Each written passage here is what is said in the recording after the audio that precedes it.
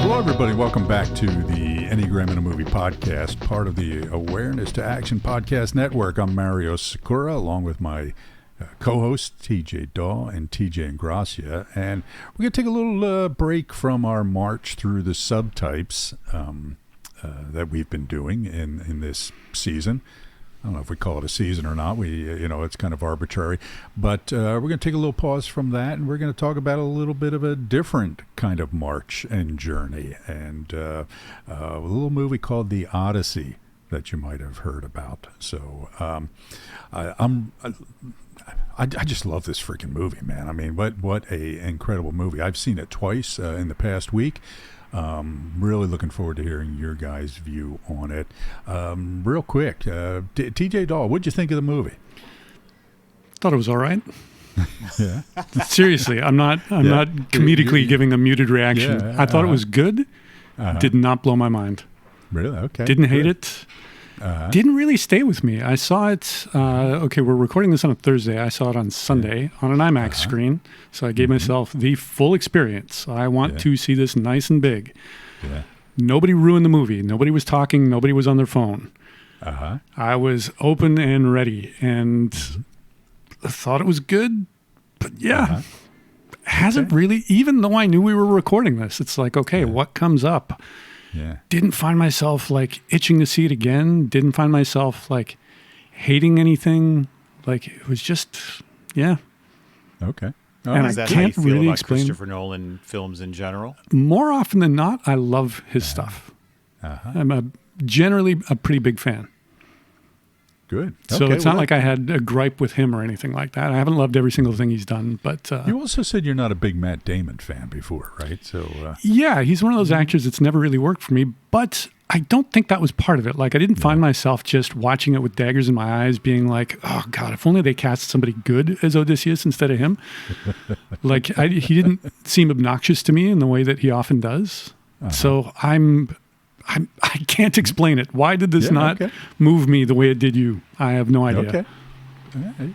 Hey, look, that's good. You know, movies are a matter of taste, and some people have it and some people don't. No, I'm kidding. Look, there have been plenty of movies that you've absolutely loved and I felt kind of lukewarm about, and that's just the nature of these things. That's okay. How about you, TJ Ingrassia? What was your reaction to the movie? I would say probably somewhere in between you guys. So I also saw it. TJ, they only have a couple of IMAX 70mm theaters in Canada, and one of them is near you. Is that correct? Walking distance for me, yeah. Wow. Really? Wow. So I don't have one walking distance. The closest one to me is 4 hours away in Indianapolis. So I made the drive. This is the third time I've driven out there for IMAX 70mm.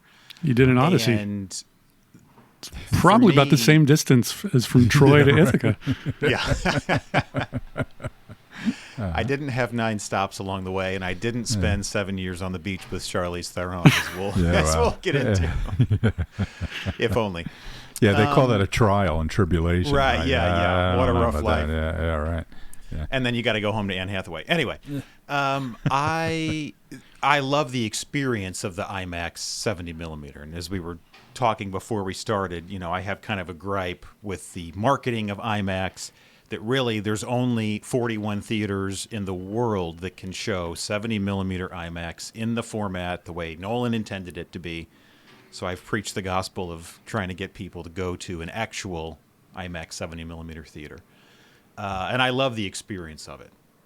And then I saw it again last night in preparation for this on a crappy little screen at one of my local theaters. Actually, it's like the smallest screen I've ever seen in that theater. Normally they're much bigger. And it was interesting to feel the difference it felt more just like watching a movie. And I would say I still enjoyed it, but definitely seeing it in IMAX 70mm, the experience, the immersive quality of it was as much as enjoying the film itself. It was enjoying the experience of seeing a film that was shot in this format, the first film ever 100% shot in IMAX that way. So I really enjoyed it. I mean, there's nitpicks. I'm sure we're going to get into some stuff. Yeah. But overall, I really liked it. I wouldn't say it's one of my top favorite Nolan films. but I did really enjoy it. Yeah. So before we get into the plot of the Odyssey, TJ Dawe, I will say that the first time I saw it, I liked it, and it was like, okay, impressive movie, well acted, all these sort of things. I enjoyed it. Not a bad story. But the second time I saw it, I think it was because, even though everybody knows the story of the Odyssey, for me, watching it a second time, I could see the building up, right? You could see how everything they talked about early on was leading up to something, and it was much clearer. And again, even though I knew the story, I picked up more of the details. I got to say, I stumble with all the Greek names, sometimes, and in this, and so it's a little hard to keep track of who's who and these sort of things. But walking out of it after the second time, I really was much more impressed. So, maybe you need to just go see it again, TJ. So Maybe.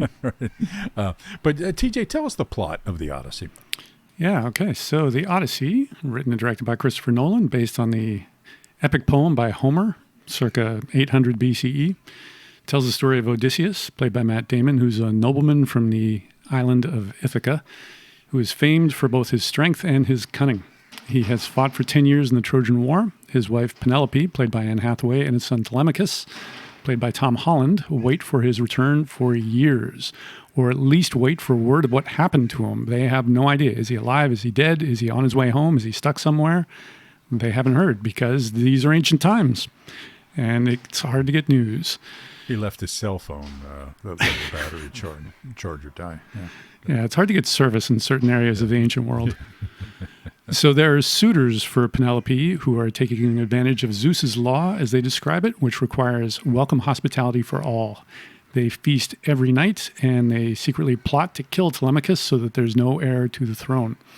Meanwhile, Odysseus is on an island with Calypso, played by Charlize Theron, and he recalls the end of the Trojan War, and he recalls the difficulties that he and his crew had trying to get home. They faced a number of supernatural obstacles, and ultimately, only Odysseus makes it. When he finally gets back to Ithaca, he comes disguised as a beggar, and he secretly confers with Penelope, who does not recognize him. And at his instruction, she announces to the assembled suitors that she's ready to take a husband, and winning her hand requires somebody to string Odysseus' bow and to shoot an arrow through 10 axes, which is a feat that he would regularly do, kind of as a party trick. And all of the suitors try and fail. Odysseus, still disguised as an old man and a beggar, succeeds, and then he kills all the suitors. And then he grants the throne of Ithaca to his son Telemachus, and he and Penelope sail west to settle somewhere over the horizon. Yeah, simple boy meets girl. So, but we'll boy come back meets to lots of girls on the journey. This is true. TJ Ingrassia, you're our resident video technology expert here. Talk about the act of filmmaking here. Not just the 70mm camera, but some of the other things that Nolan did as a director here that caught your attention. Well, it was an epic, no pun intended, but it was an epic journey of filmmaking. All of the actors, the main actors from the film, have been on this huge PR blitz tour for the film, and they've talked extensively about how grueling it was. They filmed all over the world, I think on 5 continents maybe. Because the IMAX cameras are so large and so loud, they built this special, they called it the blimp, like a protective covering for the cameras so that they could record dialogue live while they're filming. Well, the blimp is so huge. It's like the size of a small car, it looks like when you see photos of this thing. The actors couldn't see around the camera, so they built this mirror system so that they could, they looked into a mirror which reflected another mirror so they could see each other's eye lines and all this kind of stuff. And there's no green screen used in the film. There's CGI at certain points, but most of what you're seeing, the Cyclops was an actor combined with a giant puppet that they actually built. They actually filmed in a cave. They actually built the Trojan horse and filmed actually inside of it. It's not like a fake set or whatever. They were crammed in this thing, Matt Damon says, as miserable as it looks like the warriors were in the film. They were actually that miserable filming it. Right. You know, they filmed on the ocean. There's a one really cool shot where they're sailing, and there's a bunch of dolphins that are jumping in the water. These dolphins started following the ship, so they grabbed the camera and they turned it on and they filmed for a few seconds and then put it in the film. So, especially seeing it in 70 millimeter IMAX, you can really feel. It just feels like a real thing. You know, if you contrast that with so many of the Marvel movies, for example, that we've talked about, that is just this giant CGI slop fest. Yeah. It feels real. You feel like you're on the boat, a boat that is actually sailing in the ocean during a storm, because they did all those things. Yeah. And so, you know, Nolan is one of the few guys who is willing to go to those lengths to help you to feel those things. And it's just, you can feel that. I can. I don't know if anybody else can. Yeah. I can feel the difference. Yeah. A movie that's actually made with real things you can touch and feel, that weren't made in a computer and, you know, somewhere after the fact. It took me back to some of the David Lean movies, right? Lawrence of Arabia, things like that, with these big, epic, sweeping vistas and these, you know, these long, wide shots of just these incredible landscapes, and, you know, which we just don't see that anymore. So, and it was, you know, really quite striking visually, I felt. Yeah. Yeah, like I watched recently the 4K of Apocalypse Now, which is just incredible. There's, you know, there's not an ounce of CGI in this film. You can feel everything. Or like Kubrick's 2001, you know, all of these space effects that are real. They actually did these things. Right. And it makes, the story aside, I feel like it makes a big difference in the way a film impacts me. Is like, is this just a bunch of fake CGI slop? Right. It just takes away from the story so much for me. Right. TJ Dawe, you're our kind of resident creative, literary creative in this sense. Talk a little bit about the influence of the Odyssey. It's foundational in Western literature. The Odyssey and the Iliad, the Greek classics in general, and the Bible are foundational. Like, Western literature would have proceeded very differently without these. And it's interesting you mentioned Apocalypse Now, because that is a credited adaptation of the Odyssey. The Odyssey has been adapted sometimes blatantly, like "O Brother, Where Art Thou?" many times, but its influence is pervasive. Also, Ulysses, which is considered the greatest novel of the 21st or the 20th century. James Joyce kind of took the Odyssey and compacted it to one day in a seemingly ordinary guy's life in Dublin. And one of my favorite writers, and I've never read Ulysses. I tried a couple summers ago, and it's famously intimidating. Right. And I got a couple hundred pages in, and I think it was just I was too intimidated to really stick with it. It didn't really buck me off of its own difficulty. I'm going to try it again. But it is the favorite novel of Anthony Burgess, who is one of my favorite writers, who adapted it himself into a novel called The Doctor is Sick, in which he resets it in London in the 1950s. And I liked that novel so much that I adapted that into a play. So the Odyssey is everywhere. It's hugely influential. Yeah, it really is. And it also, we'll come back to this, but I'll just throw it out here for now. It's kind of the ultimate story. I mean, if you're familiar with Joseph Campbell's work, right, on the power of myth and the hero's journey and all that, I mean, you know, the Odyssey is, you know, kind of the uber text for that, or the text for that. That idea of the hero going out, encountering trials, trying to get back home, you know, and rediscovering themselves along the way, right? But rediscovering themselves as a changed or transformed person in some way.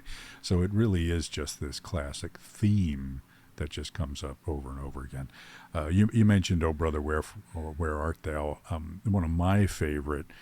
It's interesting because I was doing some reading about this, and the movie The Warriors, the Walter Hill directed movie from 1980, I think, about the gang from Coney Island that goes up to the Bronx and has to make their way back, is it's actually kind of a mix of the what is the book called, the Anabasis, I think it is, or about a group of Greek mercenaries that go on this journey and kind of have to fight their way back. That's based on it. That's a true story, but also very much influenced by the Odyssey, right? And the gangs that come after them, are kind of very similar to the trials of Odysseus. And there's a little link to those because the guy that played Tiresias in Hades is James Remar, who was Ajax in The Warriors, as a very young man, 46 years ago. So neat little tie-in there from me. So he was also Samantha Jones's boyfriend on Sex and the City.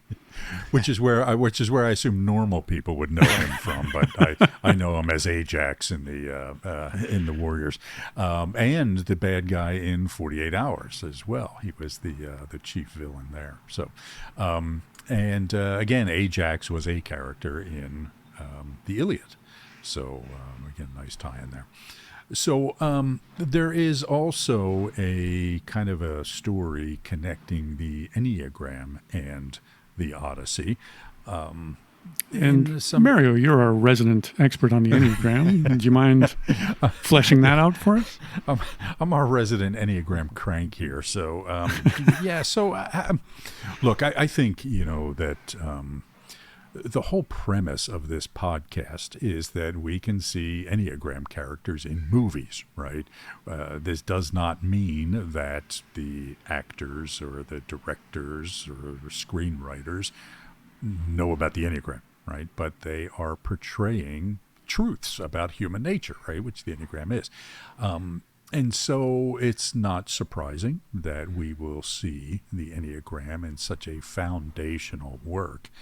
I do think that some of the claims made are dramatically overstated. Okay, so I want to talk a little bit about that before we get into talking about, what do we see of the Enneagram in both the trials that Odysseus went through and some of the characters in the movie, because I think there are some pretty clearly defined Enneagram types in the main characters. So should we hop into that? Yes, please. All what right. claims do people make? Well, yeah, so it's interesting because there are public claims and then there are less public claims, and the less public claims tend to be a bit more breathless, I'll say. So I want to be really careful, and I'm not going to, we have another podcast called Thinking Well and Why, where we talk about critical thinking skills and the Enneagram. And so we're probably going to revisit this in more depth on that podcast. But this all started with Michael Goldberg, who passed away earlier this year, who was an Enneagram teacher, who wrote a book called, originally it was titled Getting Your Boss's Number in 1996. It was republished as 9 Ways of Working. And he also wrote a little book called Travels with Odysseus that is not specifically an Enneagram book, but if you're aware of the Enneagram, it is not difficult to see that he was writing an Enneagram book just without naming it. And essentially what he does is he uses the trials of Odysseus as each representing this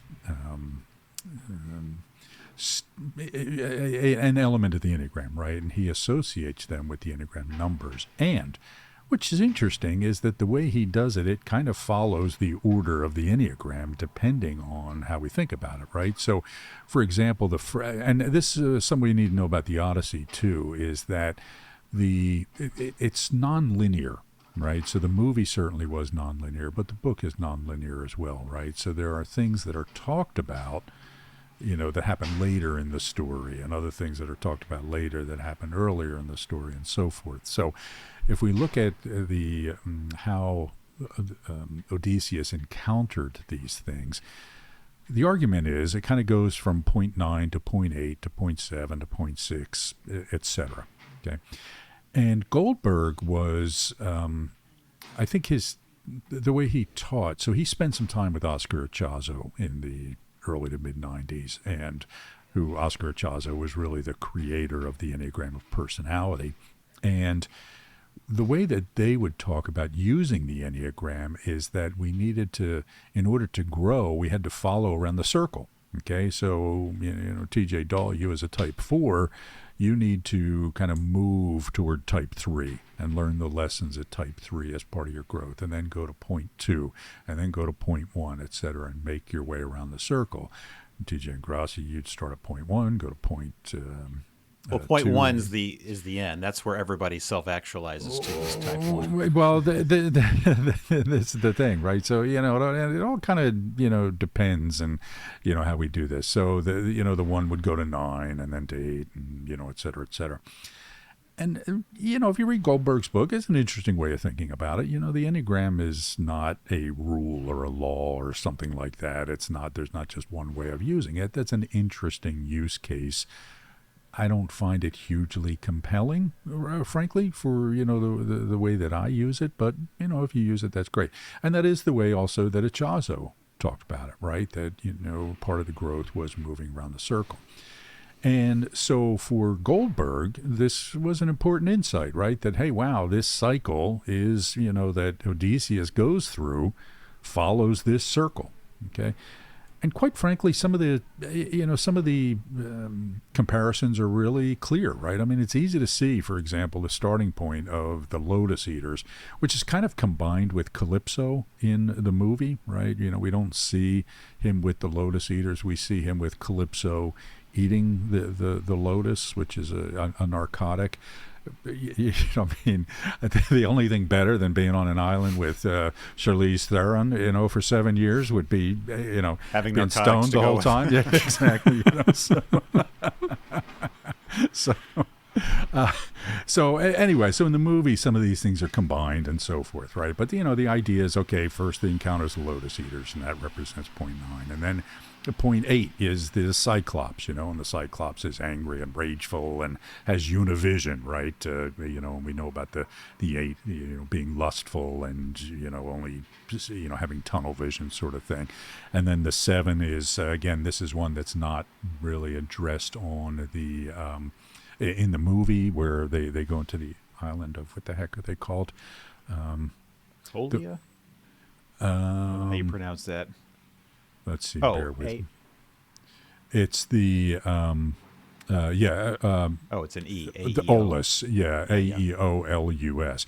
It's where they give him the bag of winds, right? And but apparently on that island, it's a floating island, just kind of moving around, and they have feasts and orgies and all these things. So that represents point 7, and then they go to the giants who kill most of his men, and that's representing point 6 because they're fearful and aggressive and all these sort of things. Okay. Great. Interesting. Now, either you familiar with what's called the Texas sharpshooter fallacy by any chance? No. Okay. So this is a logical fallacy where the idea is that, the Texas sharpshooter goes and he shoots the barn door with his gun, and then he goes and he paints a bullseye around it, right? And says, see, I got a bullseye kind of thing. And this has to do with the idea of retrofitting things. And when you have a model in mind, you can go back and look at it, and you'll start to see it everywhere, right? This confirmation bias. And, and so I think with some of these narratives, honestly, you could make pretty much whatever case you want to make with any of these, right? Like with the Cyclops, sure, there's 8-ish stuff there, but there's a bunch of other... Not very 8-ish in the film. No, not at all. And in fact, so this doesn't really carry over in... the film version of a lot of these, right? And again, some of them are carried over. Like if we think of, when I was first watching it, and the scene with Cersei, and the whole idea is she's feeding them, and these men are gluttons, and I'm thinking, well, you can make the argument about the evils of gluttony here, okay, as well. So I think there's a bit of retrofitting that happens, okay.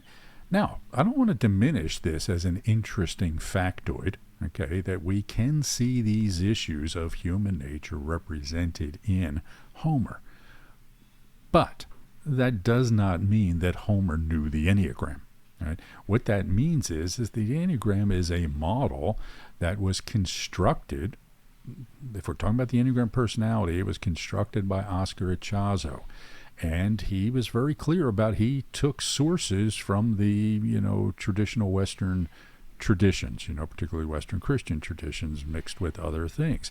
And this is why, we talk about the 7 deadly sins being kind of part of the Enneagram, except that, it's 7 deadly sins and not 9, and they say, well, Evagrius had 8, and yeah, he had 8, and then Pope Gregory changed it to 7. And so my frustration is when people make the claim that the Enneagram is part of some perennial philosophy, right? Some perennial tradition that pops up every so often, right? And I hear some of the more common, or I hear some of the stronger advocates of this perspective saying things like, oh, this is some archetypal truth that pops up in certain places when the world really needs it to hear it, and that sort of thing, and that's why it's in Homer, and that's why it's in Dante, and that's why it's here.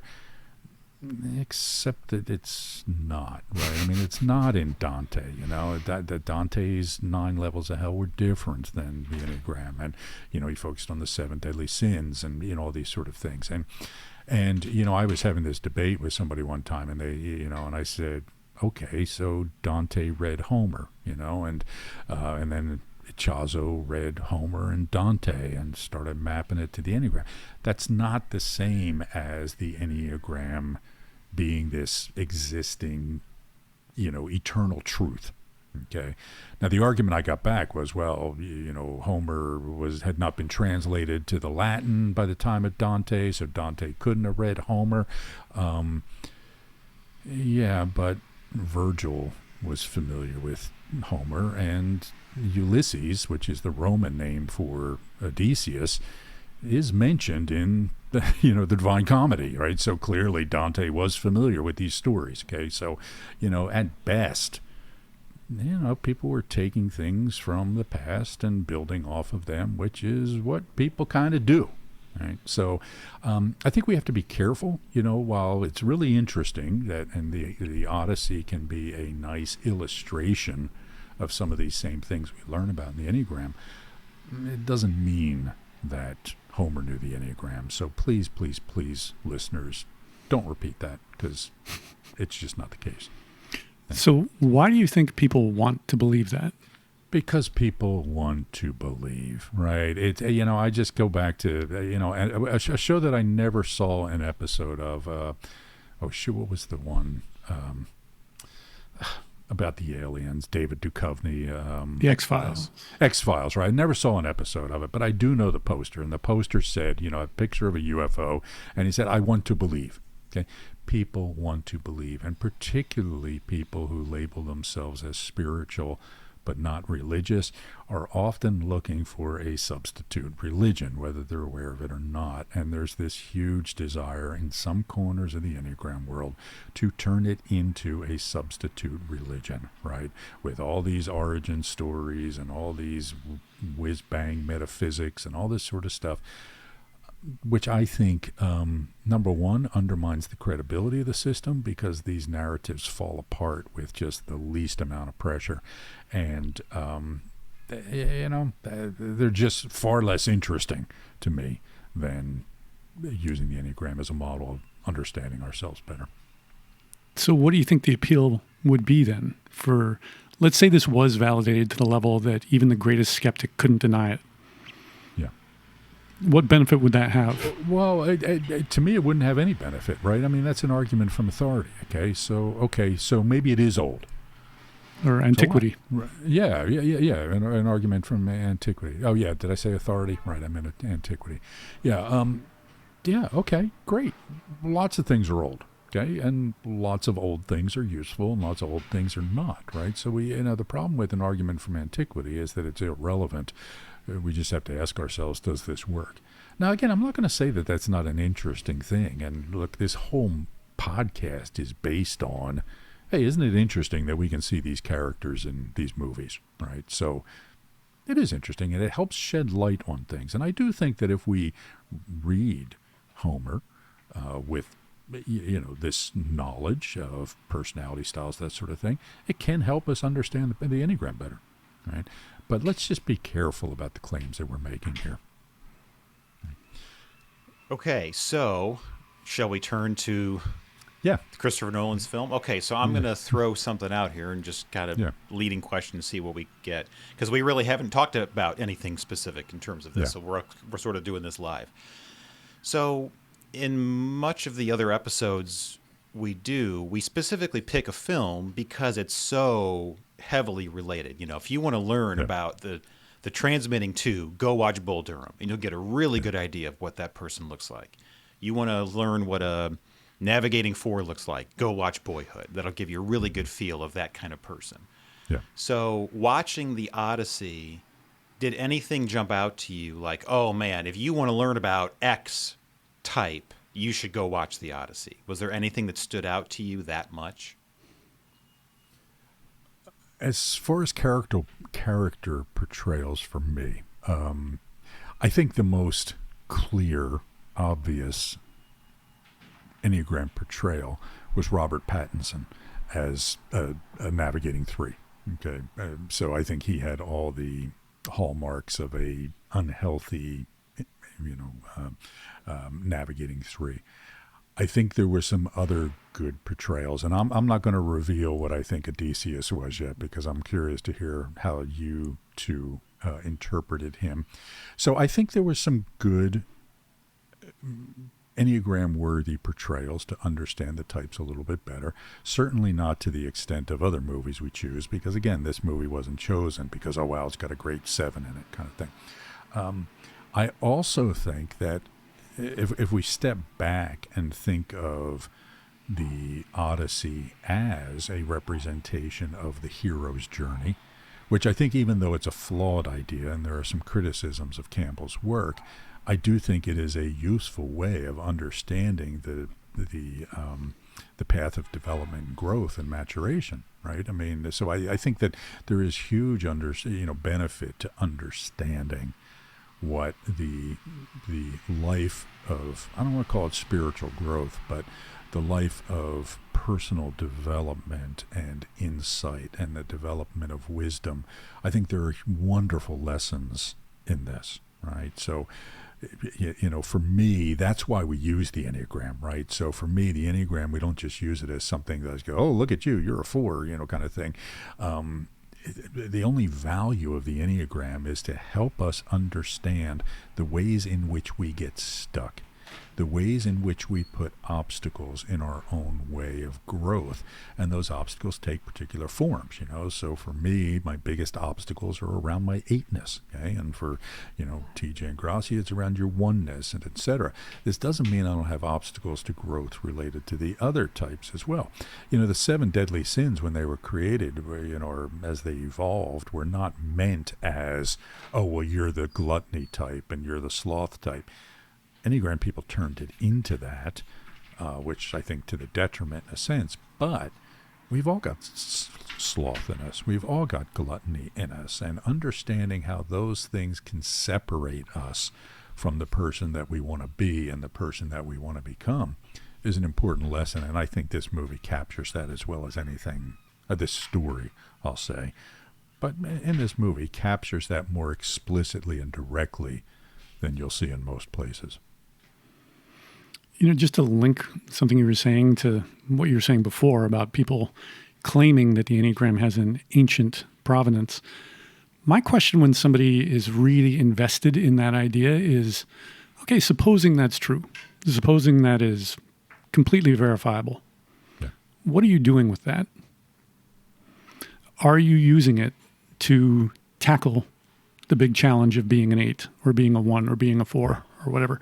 Or is this elaborate intellectual game that you get to play that kind of gives you a free pass to not work on those things? There's a term that Riso and Hudson use in the Wisdom of the Enneagram about type 5 that I think applies to this, which is they describe a 5's inner tinker toy, of like when a 5 has this elaborate idea that they become obsessed with and they disappear into. I love the fact that, and Russ being a 5, probably no coincidence. I wouldn't be surprised if he's the one that came up with this. Describe it in childish terms of like, here's this game I get to play with where I get to make this intricate thing that's actually meaningless. Yeah. And that, allows me to not actually have to tackle the big, simple question of what am I doing? How can I be kinder? How can I be more compassionate? Yeah.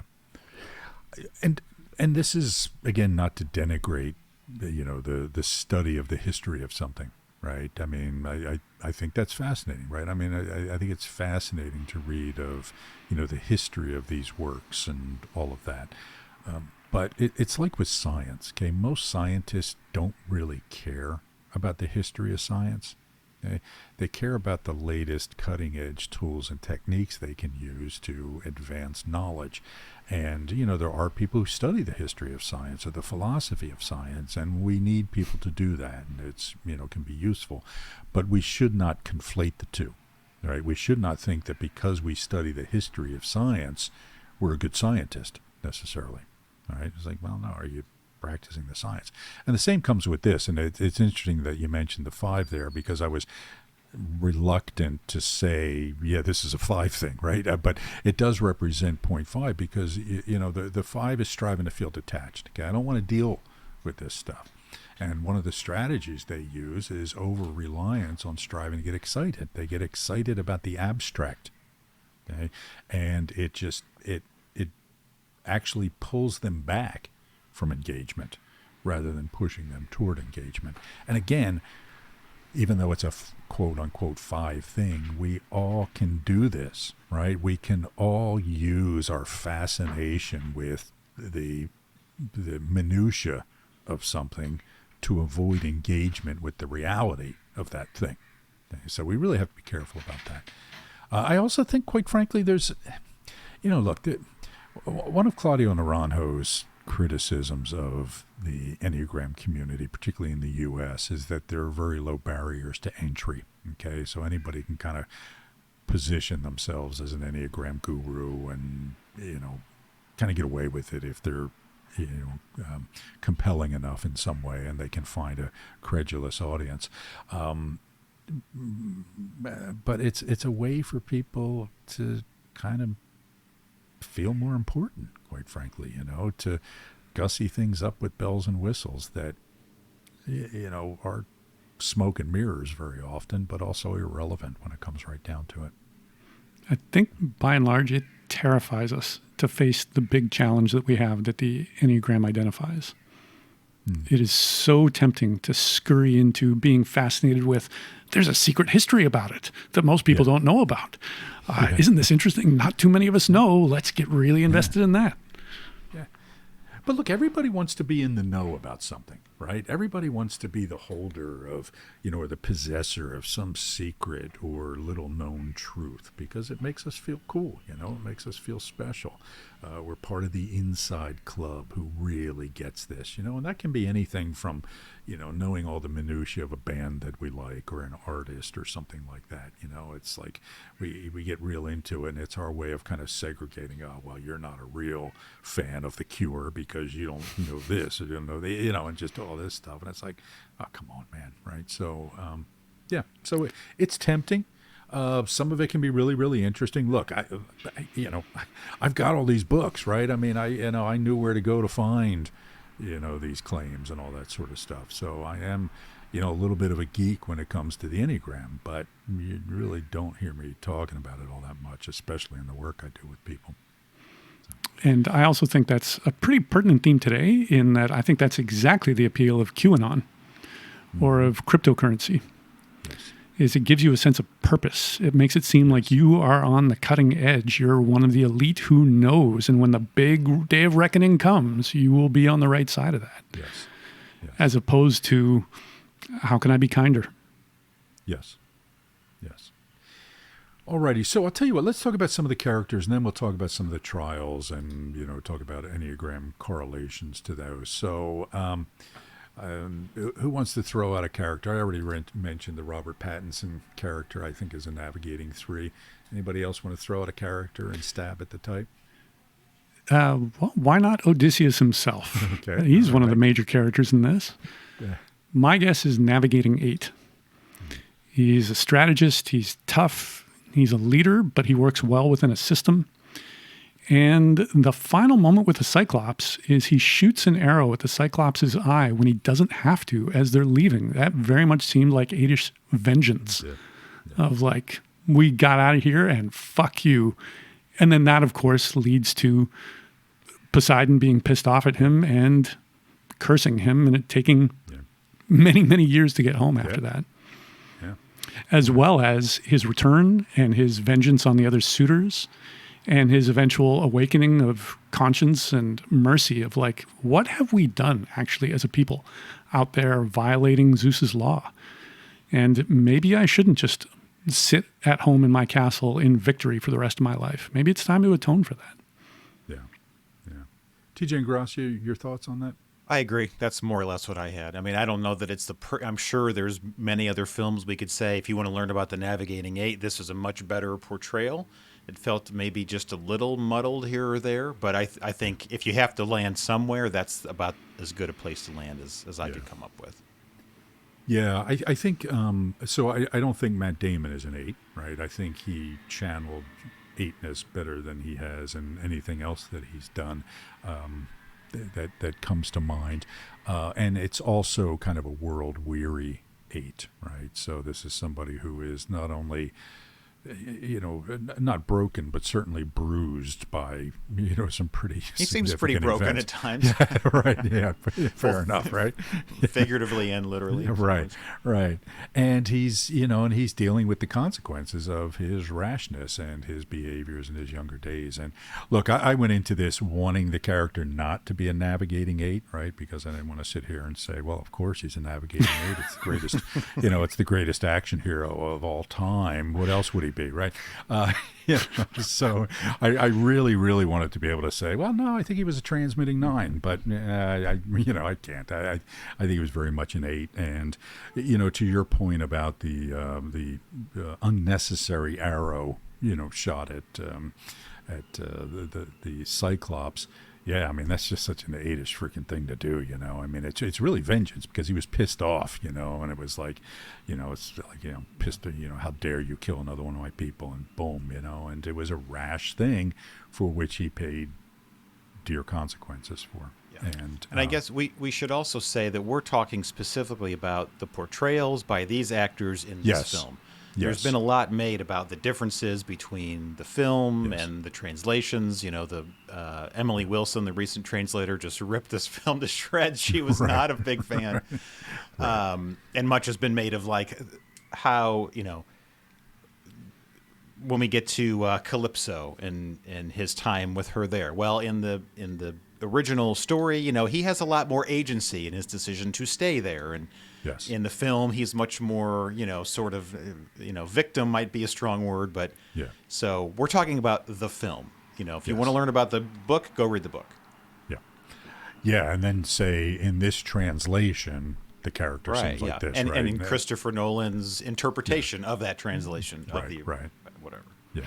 Yeah, I completely agree. I mean, because I've only read parts of the Odyssey back in high school, and although I am much more intrigued and much more fascinated by the story than I was prior to the movie, I will say. We're just talking about the movie. And I should say, all of that is to say that my understanding, having not read it, is that in the original book, Odysseus is a much more sort of a stereotypical 8, where he's doing much more 8-ish kind of outlandish things, and Matt Damon has sort of toned him down in the film. But even then, still seems pretty 8-ish. I can't remember where I read this, but I have seen Odysseus, prior to this movie existing, typed as a 7. And I think that I haven't fully read Emily Wilson's review of the film, but I think that was one of her gripes, is that Odysseus is a trickster, among other things. And part of how the Cyclops episode plays out in the original poem is the Cyclops asks who he is, and the name he gives him is No Man. Right. So that when he escapes, all the other Cyclops are saying, who attacked you? And And the Cyclops bellows out, "No man attacked me." Right. And so he's a trickster figure. So as I was watching it, or since then, I've considered, okay, what if this was played as a 7? And the comparable that came to me is Axel Foley. Because that is exactly the kind of thing Axel would do, is use his quick mind. And Axel Foley is tough. You know, he can triumph in a fist fight in a Beverly Hills Cop movie. But it's his quick mind that's his real weapon. Yeah. Or Harrison Ford, Indiana Jones, or Han Solo. How would he do this? Where he's kind of shucking and jiving. And he's tough. You know, he can take on a big guy in a fight. But his greatest asset is his mind, his quick thinking mind. Yeah. Yeah, I mean, absolutely valid point, right? I mean, and again, I have no idea because I haven't read, the book, so I can't say. After I do read it, I'll, see if I have any thoughts on that. But that could be 3 or 4, 20 years. I might need 7 years Good on luck an with island that. to get it done. So, absolutely. And we're just talking about the character as portrayed here. So, but again, just to go on the 8 stuff, a very strategic mind. There's that scene in the beginning where he plucks his bow and, gives the wild boar a chance. And the Emmaus says to him, why do you always pluck your bow? And he said, it's to fight with honor. And he said, yeah, but you're hunting. And he says, well, hunting is just fighting and stealth, right? So he has this kind of combat mindset. And now, again, not knowing the original works, I don't think he's probably as Adish as, say, Achilles or Ajax or, some of these others, who seem much more likely to be real portrayals of, serious 8s in this way. But this character, I couldn't come up with anything that fit better than Navigating 8 myself. So, I mean, lustful. He's a badass, I mean, you got to give Matt Damon some credit. I don't know how old he is, but he's in his 50s, and he looked pretty damn good. And, coming out, I was like, you see him coming out of that Trojan horse, going down the rope with, just his arms. I'm thinking, you go, boy. I mean, it's, he's doing okay, right? So he's a pretty tough guy and, smart, strategic, shrewd, all that sort of stuff. So, all right. Okay, you mentioned Antinous as a Navigating 3 as maybe the strongest Enneagram portrayal in the film. Can you give specifics about what you saw there? Oh, so just everything about him was sleazy, right? I mean, I didn't want to be the one to say it.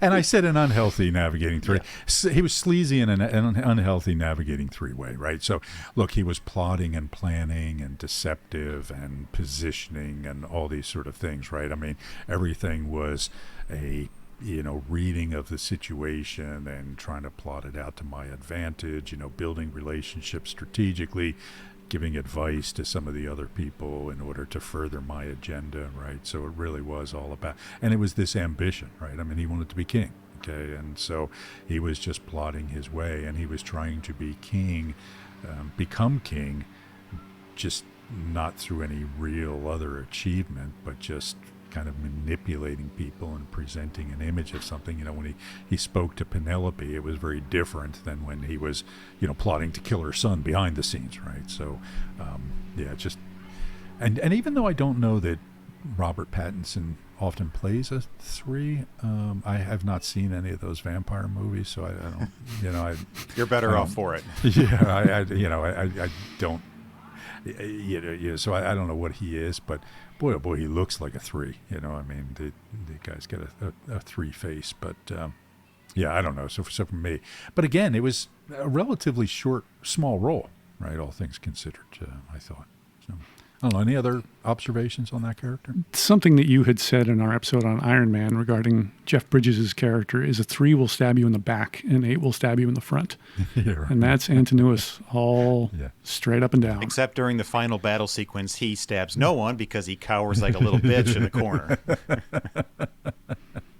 And honestly, I was thinking through the film, I was trying to evaluate him and thinking, obviously we know on this podcast, I have a, 3s are sort of my kryptonite, and so I'm always wary of trying to type somebody as a 3. So I thought, well, could he be an 8? There's certainly a power element to it. But then, when we got to the end, I thought, no 8 in history has ever cowered like that. He could not be. Even an unhealthy 8 Yeah. Yeah. They'd be the most brutal of all. Yeah, well, look, I wouldn't run into battle with Odysseus, but yeah. But cowering? It's funny. Yeah, Unlikely. That's not going to happen.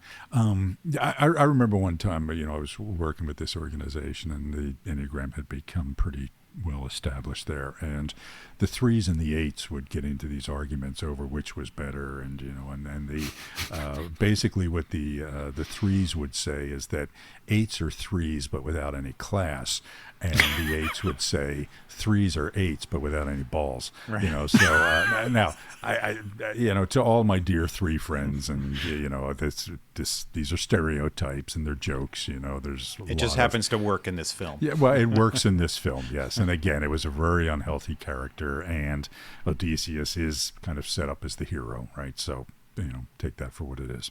So, the other character I thought was pretty clear was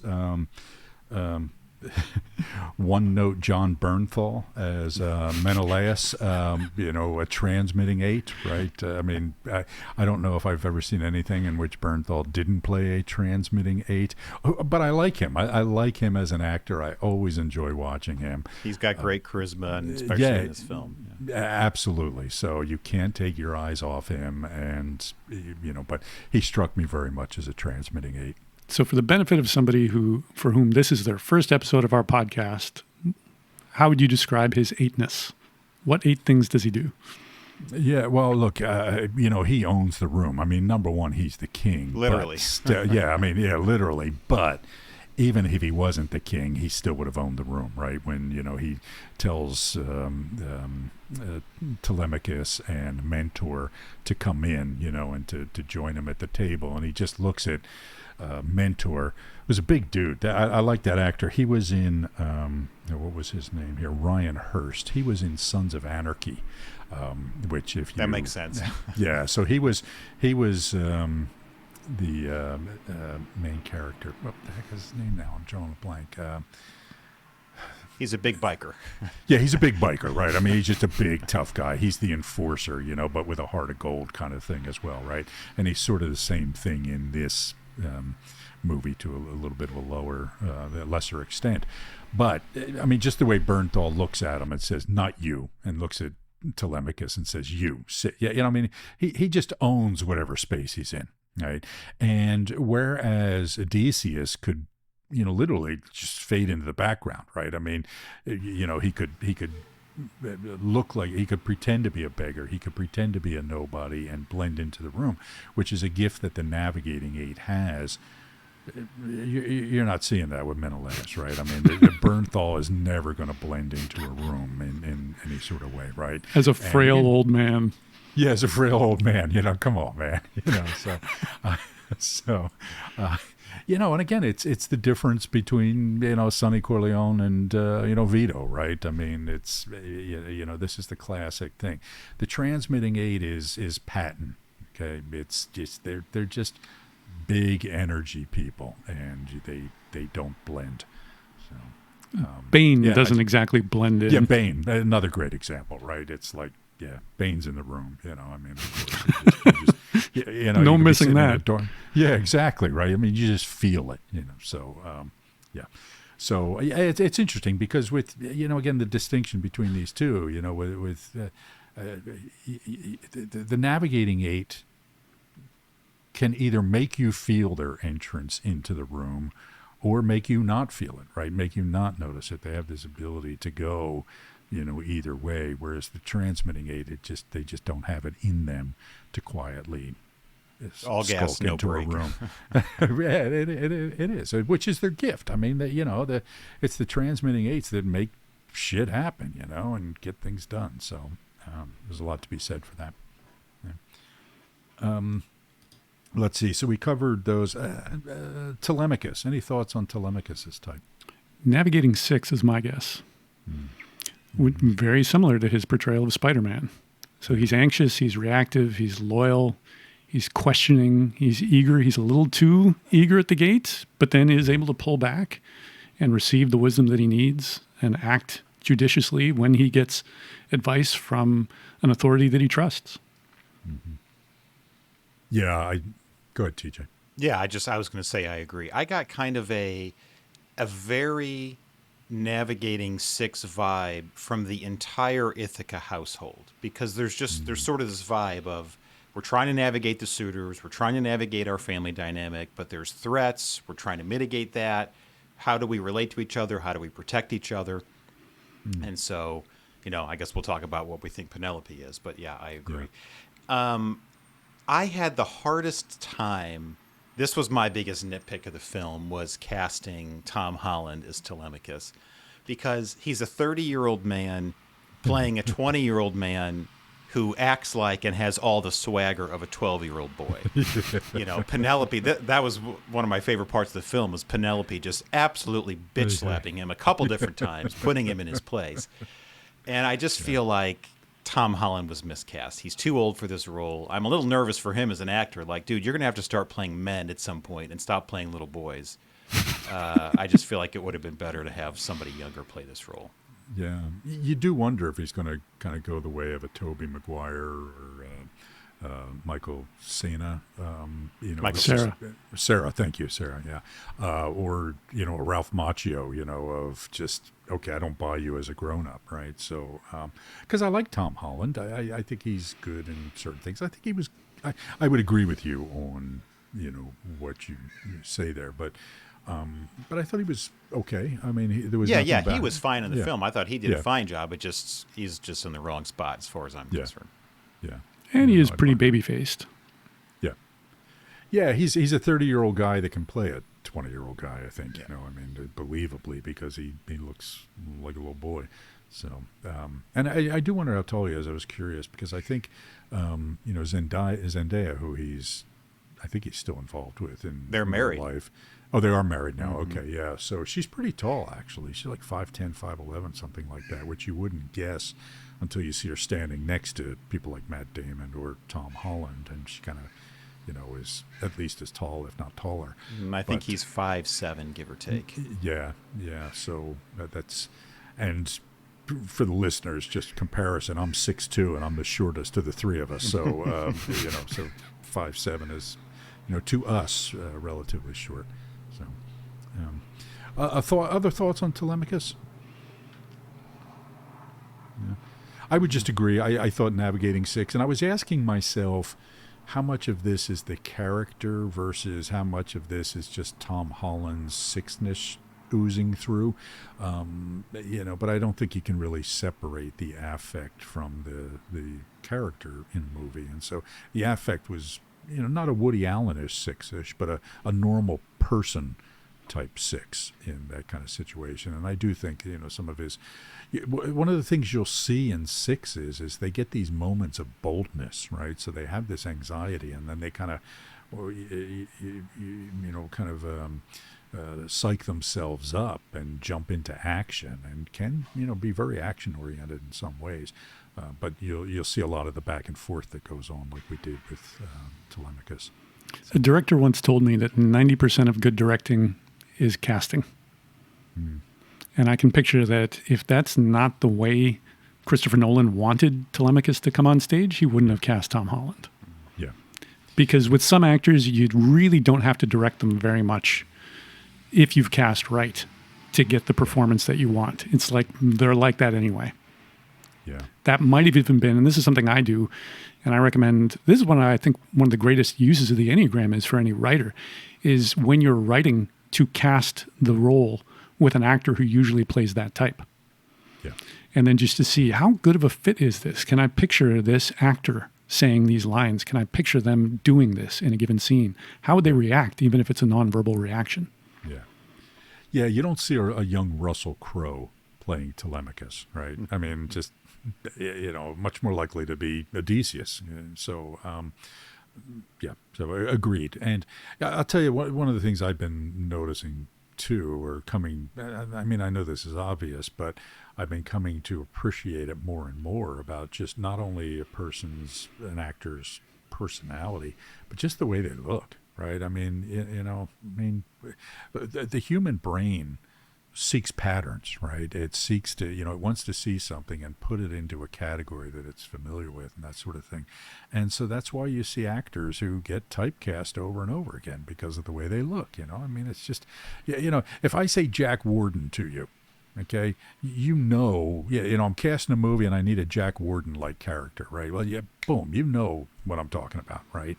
And I hope, am I being too obscure here with the Jack Honestly, Warden? I'd have to think about it. I'm not sure. I'm sure once you reveal, I would know who it is. But well, like in Shampoo, for example, he was yeah. Okay, that's your go-to example, huh? Let's start with a movie everybody knows.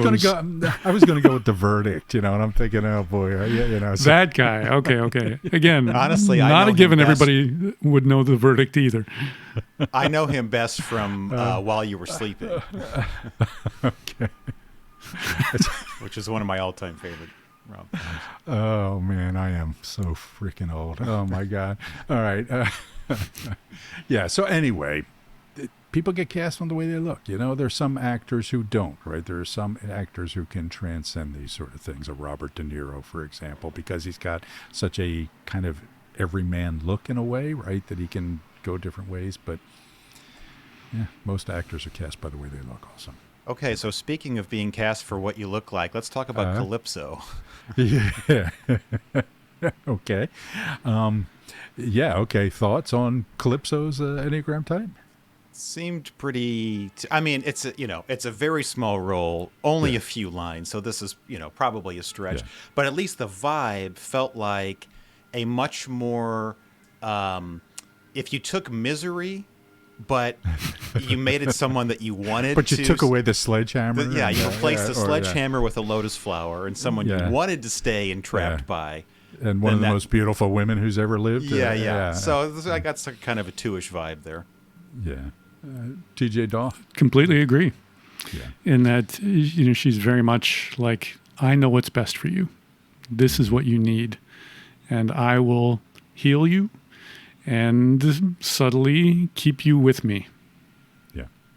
Yeah. At first I healed your body and now I'm working on healing your mind, but I'm taking my time because once I do, you're going to leave me and I want you here, sort of thing. Yeah.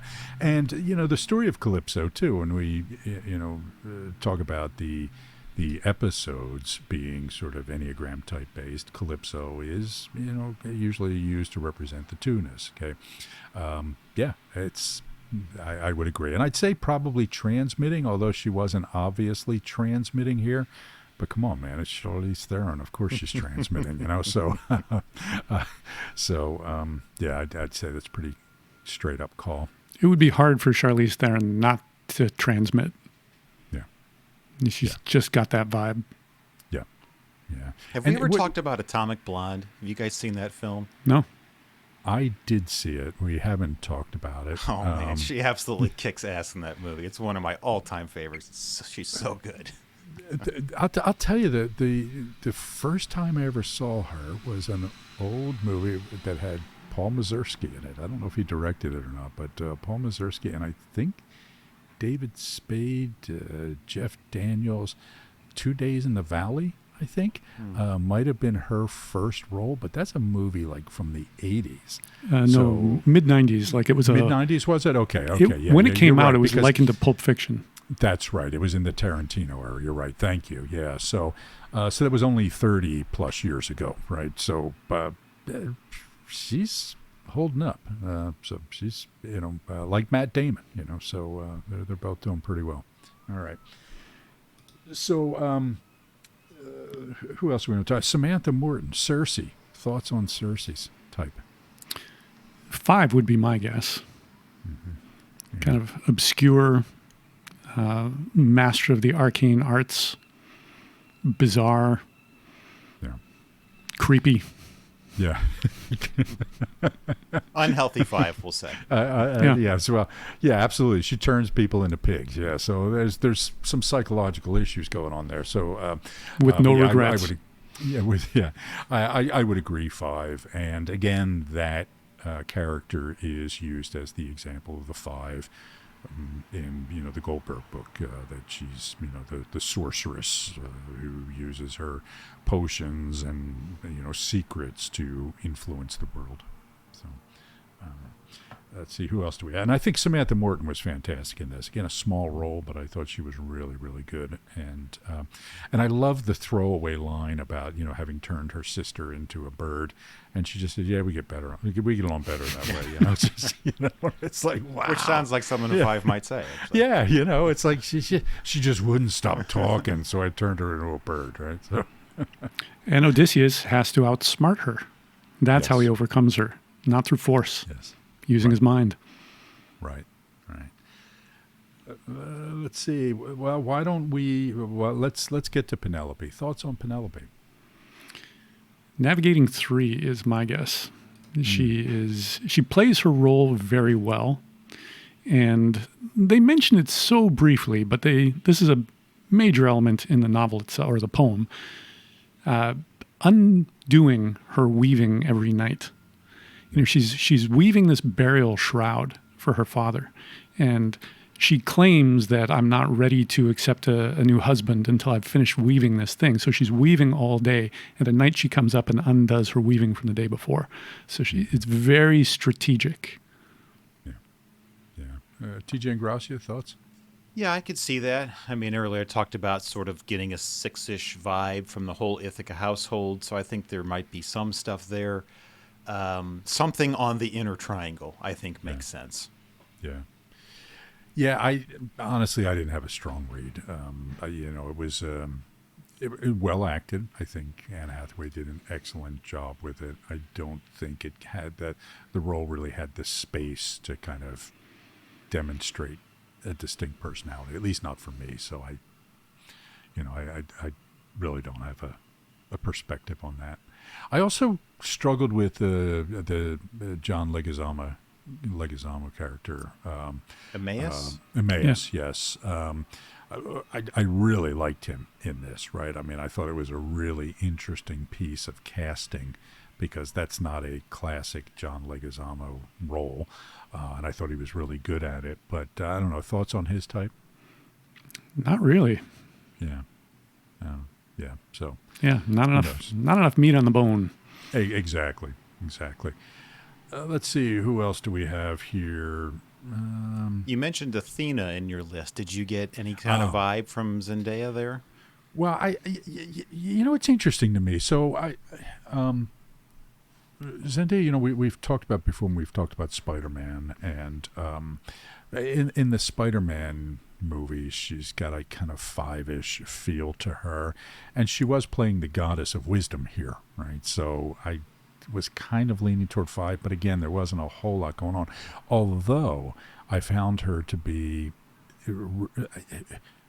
her interactions with him were very rarely giving advice, right? There was almost this, I don't know, she was almost kind of transmitting empathy to him, right? When she would be walking beside him, she would just look at him, and she would have this look on her face that was sending a message. And I also thought it was, when he said, "Oh, you gods speak in unclear languages and stuff," and he, so what is unclear about pain? What is unclear about suffering? All these sort of things. So it felt more emotion based than a 5 might in general. But beyond that, I didn't get a great read on it. I don't know, thoughts from you guys? Similarly, not enough meat on the bone. It's a small role for a goddess, for a major influence on the way this story plays out. She's really barely in it. Yeah, and but for such a big star. Right, but go ahead. She's hardly in it, has almost no lines, but is such an ever-present force. She pops up in little key moments throughout the film, even just for a few seconds. I wrote down 9 ? Just because she has because that sort of empathy you talked about. She has almost like a calming presence as him as he's going through all these trials. She's there sort of supporting him. And I thought it was interesting the way that Nolan wrote this world. We see the Cyclops, we see the Lastrygonians, the giants. Yeah. You know, so there are some explicitly supernatural things, but it's not like we ever see Zeus holding a thunderbolt or something. Right. Or It's- Poseidon. Right, yeah. We're really just seeing the human, you know, even if there were gods, hypothetically, what would the human experience actually be of their influence in the world? Yeah. And so throughout the film, we're seeing Athena, and then we learn when they sacked Troy, this woman was beheaded in front of him. It's Zendaya. And then at the same moment, the statue of Athena is beheaded. And so it's sort of like they transmorphed together, and he has viewed her through the lens of this woman. Is she even a god? Is she just a figment of his imagination? I really like the way that character and that the thread of the gods was woven in this particular film. Yeah. For what it's worth, I do not know Zendaya. I've never met her. I do, however, know the people who've managed her career for, since she was a child, and they say that she's just a delightful person. She's, full of empathy, friendly, outgoing, warm, all these sort of things. Doesn't strike me like they're describing a 5 when they talk about her. I don't know what they're describing. Probably more of a 3, I would think. A healthy version of a 3. But it's interesting to me that she sometimes plays kind of 5-ish characters that way. So, who did we miss? Helen. Yeah. Thoughts? Again, not a lot there. Not a lot of screen time. My best guess is Navigating 3, but that's just a best guess. Mm-hmm. She is the most beautiful woman in the world.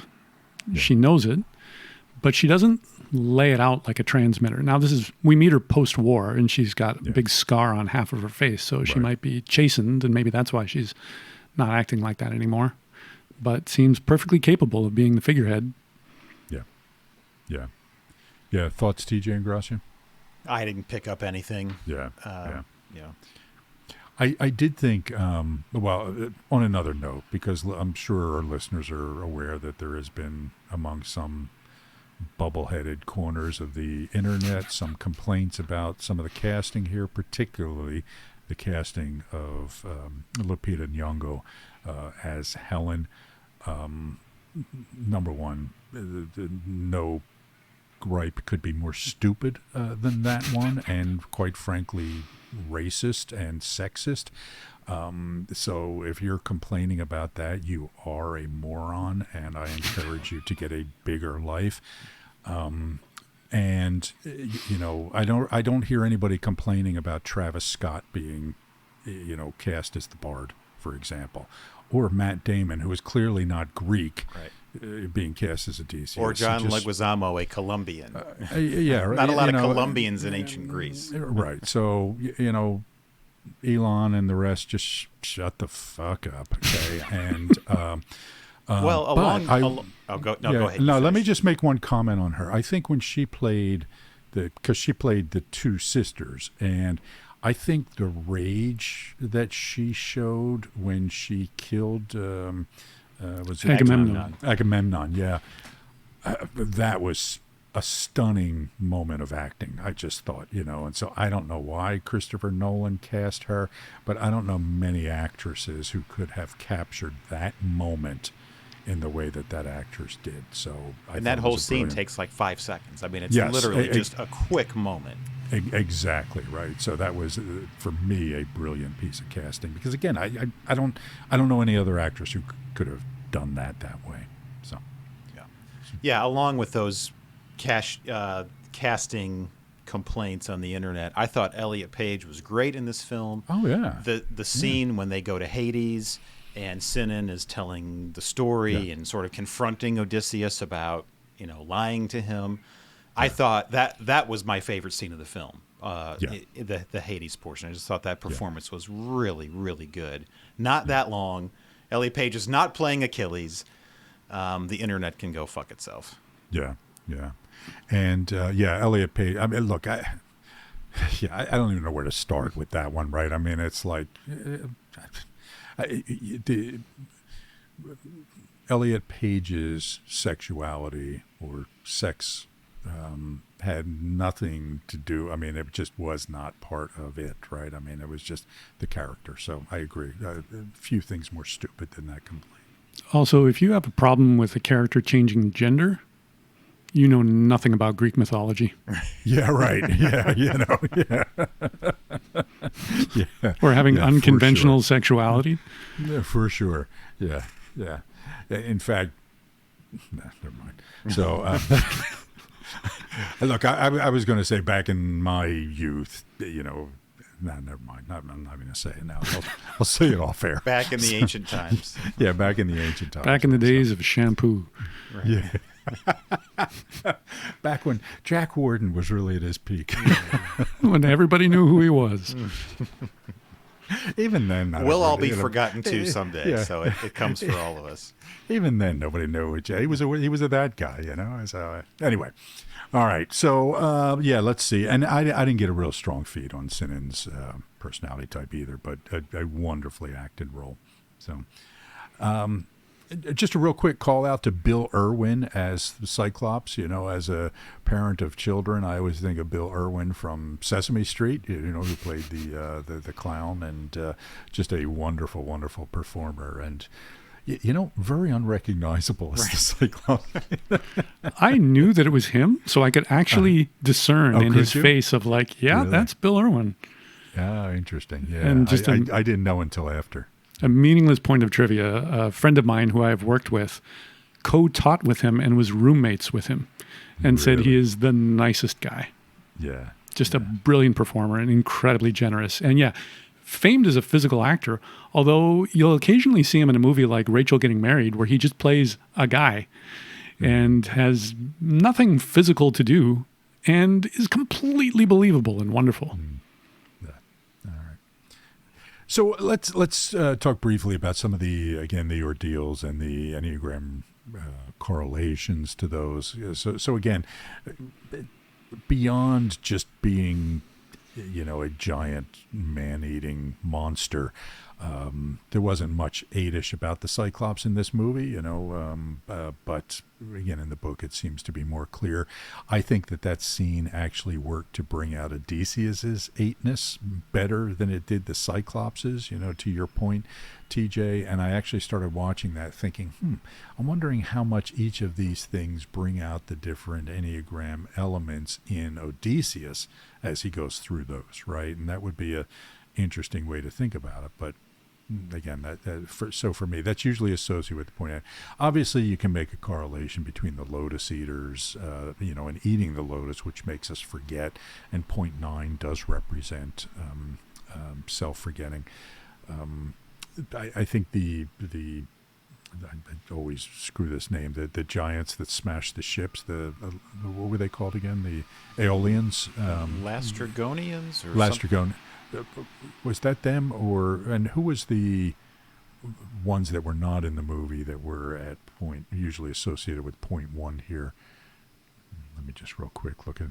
Oh, the Phaeacians. Okay, yes. So the Lastrygonians. You're right, TJ. Thank you. Hard to make the case that they were 6s in this movie. I mean, they seem pretty damn badass and aggressive, right? But seem apparently, pretty 8-ish. Yeah, right. But but the idea is that they're so hyper vigilant that they attack without listening to whoever. I don't know. Maybe that's spelled out more in the book, but it seems like a big stretch to me. Circe's, I mean, you could think of that as being associated with 5. She was a wizard, etc. The sirens, again, I don't know. I think a case, perhaps if I knew the book better, I could see, okay, the sirens were kind of 4-ish, but for me, the sirens always represent seduction, which kind of feels more 2-ish to me in some ways, but and they had a pretty small role in this movie, so can't really speak to that. The way Odysseus reacts as he's strung up to the mast and can't break free is it evokes seemingly an unspeakable longing in him. Yes. Which the link to 4 with that is that quite makes sense. palpable. You're right. Yeah, you're right. That's an excellent point. And I even thought that it was kind of about envy. I want these things. So all these things that you've always wanted. But yeah, so very good point. I would agree. I really struggled with Scylla and the Charybdis being associated with point 3. Which is the whirlpool, and then the monster that Yeah. eats some of the guys right after the Yeah. whirlpool. Certainly not captured in the movie. Maybe in the book there's something more to it, but I think even Goldberg's explanation of that as, well, you got to make tough choices to get your goals met. That's feels like pretty weak tea to me. You could say that about type 8. You could say that, yeah, about a lot of things, yeah, but I would agree, right? So, and you're right, TJ. I will say that if anything, that highlighted some of the eightness in, and this is one of the things I thought about watching the movie, as somebody who works with and coaches and advises leaders, leadership is all about making really, really hard decisions. And one of the reasons that you see so many 8s in leadership roles is because they're a little bit more comfortable making really hard decisions because of their lack of empathy and, and humanity. So, so, no, joking, but sort of, but, Joking asterisk. Yeah, right. Yeah, it's, they're good at saying, all right, I can lose 6 of my people or I can lose 12 of them. All right, I'm going to lose 6, so I'm going to make that choice.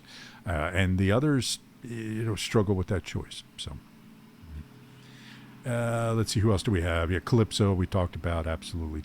And the Phaeacians are the ones, related to point 1. They were not in the movie. Even some of the descriptions I read about them, I can see how you could make that argument, but it was also, there's a lot of 3 stuff happening with the Phaeacians about, it was this kind of ideal society and everybody was an athlete and everybody was a musician and everybody could, do all these things. And the argument is, well, they do everything well because they're perfectionists and stuff. But I don't know, even reading Goldberg's description, it felt more 3 than 1 to me. So that description sounds more 3-ish. And, Yeah. Like you mentioned, this is not in the movie, so right. we don't see what Nolan's interpretation of that would have been. Yeah. All right. So any further thoughts or observations on the Odyssey? It's going to win a bunch of Oscars, I'm sure. It will. Something that I find is interesting is this is not a common subject of films these days, or in general. And yet, in the last 10 years, there has been a flourishing of novels set in Greek mythology, almost all of which are written by women and center female characters. And I've read about a dozen of them, and I've yet to be disappointed by any of them. So if anybody would like to spend more time in this world and notice that this movie is basically a sausage fest, I cannot recommend highly enough the novels of Madeline Miller and Natalie Haynes and Jennifer Saint. Those are my 3 favorite writers of this subgenre, and they're cranking out novels, and all of them seem to be passionate classicists. And they will take interpretive liberties with these, which is what people have always done with myths. Yeah. Like there's a fair number of things that were left out of this movie, as we've talked about. There's far more things that we haven't talked about, which I have no gripe with. This is the equivalent of a reboot of a Batman movie, of like, oh, this is different than the Batman from the 60s TV show. Well, of course it is. It's coming from a different time and place. It's coming from a different creator sensibilities. That's what these writers do, and they do it brilliantly. And for me, better than this movie, the novels of these writers brought me into this world and helped me see these characters as real people, including the fantastical ones. Natalie Haynes has a novel called 1,000 Ships, which is about the Trojan War altogether, which includes the Odyssey, and it's wonderful. Jennifer Saint has a novel called Electra, which includes the story of Clytemnestra killing Agamemnon when he returns from the Trojan War. So just beautiful novels, incredibly readable. None of them is that long. They're very accessible. I love them to pieces. Good. Yeah,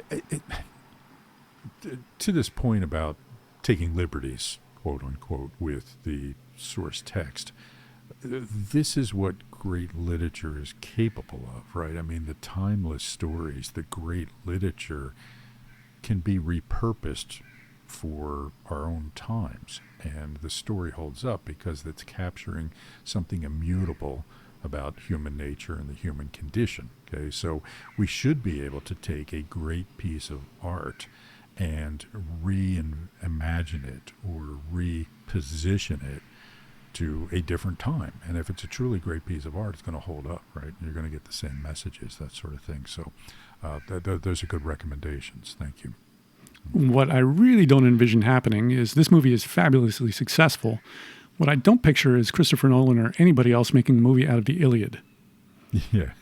Because the central conflict of the Iliad is a gripe between Greeks, between Agamemnon and Achilles, of who has dibs on a captured Trojan woman as his concubine that he can freely rape. Yeah. It's really hard to get an audience on board with that. Plus, once you've seen Brad Pitt as Achilles, then you really don't need anybody else. And it's interesting because even in that, the movie Troy that you're referring to there, TJ, and I think that was an Oliver Stone movie. No, Gore Verbinski, I think. Oh, was it? Oh, okay. Did Stone do He did a Alexander the Great movie. Oh, right. Oh, my God. Which I That's never one saw. of the few movies in my life, maybe the only one that I walked out of. And I was on a date at the time. I walked out of the theater and sat in the lobby, and she eventually came back out. It was that bad. Colin Farrell as Alexander the Great. Yeah, I'm a big Colin Farrell fan, but boy, that sounds like a piece of miscasting. So,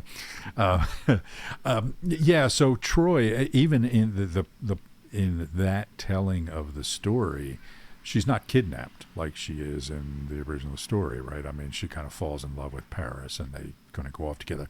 So they try to smooth it over by giving her some agency in it, and anyway, I agree. It's not as compelling a story.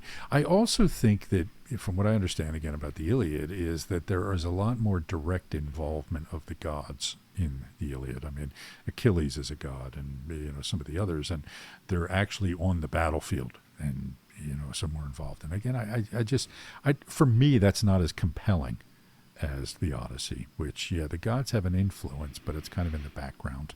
And so anyway.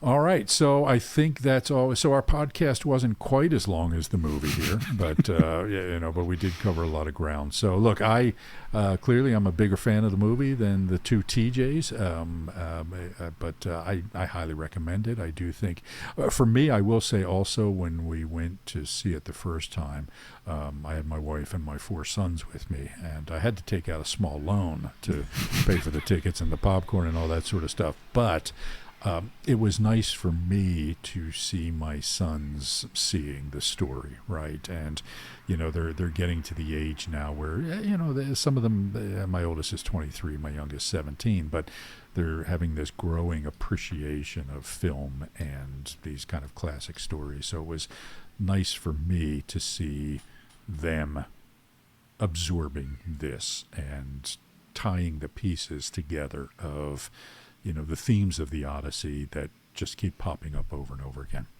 And my youngest son did a back-to-back double feature. He went directly from the Odyssey to the Spider-Man movie. So he had a big night. Double dose of Tom Holland and Zendaya. There you go. And my sons were most excited. They spent most of the time talking about Bernthal, because apparently he's a kind of a meme with the younger folks. Oh yeah, days. Tom Holland and Bernthal both in both films. Oh yeah, right. Yeah, he's the Punisher. Yeah. So anyway, folks, again, thank you for joining us. And again, if you are still listening, we're going to talk a little bit more in our other podcast, me, Creek, and Lee Fields, our podcast called Thinking Well and Why, about clear thinking and the Enneagram. So we're going to touch on this again and look at it more as an exercise in clear thinking. How we think about the Enneagram and the Odyssey. So if you're interested and you didn't get enough in this podcast, you can join us there as well. TJ and TJ, onward and upward. Good to see you guys, and look forward to the next conversation.